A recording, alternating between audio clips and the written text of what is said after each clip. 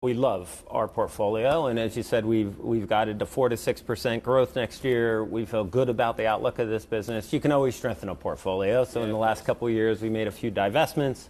We also allocated £500 million of pounds of capital this year to buy out our Chinese JV partners. So now we have 88% of our Chinese joint venture business, and we'll take that to 100% this year. So we're always on the look to improve the portfolio. To me, there's a flavour of 2023 about these numbers still.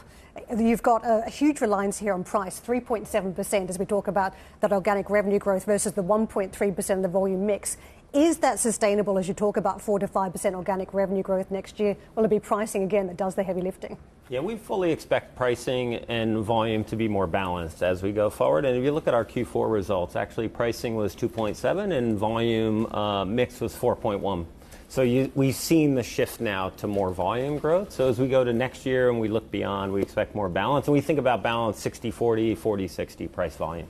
The reality is a lot of companies have had to shuffle on prices because consumers will simply not pay for the product with the label anymore. They try and trade down. I know you have some power brands. Is there any element of trading down or substitution?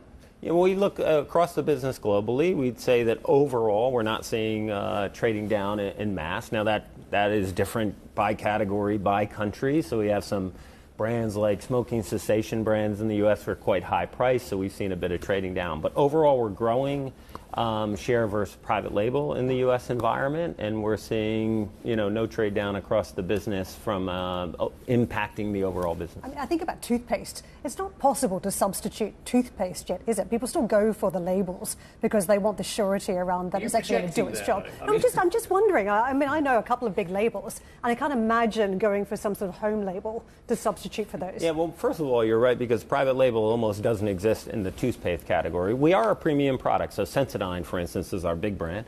Our oral health business grew 9.6% on the year and over 10% in Q4.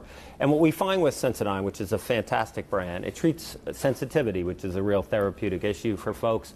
Most people join the franchise because of dental recommendation, and it really works. So we have not seen trade down, despite it being a premium product during these tougher economic times.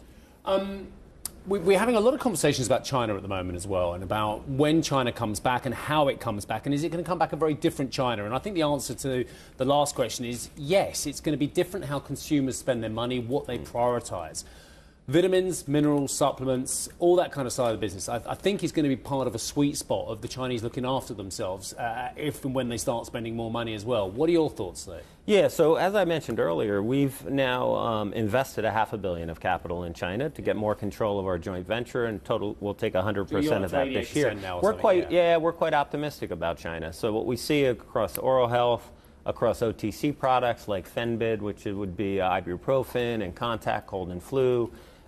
It's a great vitamin mineral supplement business for us. Centrum's #1 multivitamin, Caltrate's the #1 calcium supplement. So we understand the dynamics that's happening overall in China, but in our categories we've seen good growth and good resilience. You've actually captured my attention there about doing business in China, because it's a very different retail market and how you get to the consumer. So much more AI, so much more internet e-commerce. Has that shaped the way you think about getting to market in other developed economies?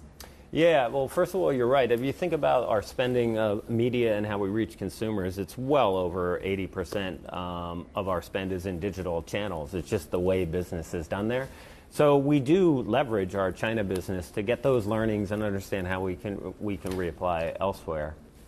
Can I ask you about tariffs? Because that is the big threat coming, whether it's China, Mexico, Canada, Europe. Is that going to get in the way of your business at all? And does it have the potential to impact directly prices on your products or how consumers behave? Because, again, they're more stretched than they're paying for other items. So the vast majority of what we sell in the U.S., we produce in the U.S. and we source in the U.S.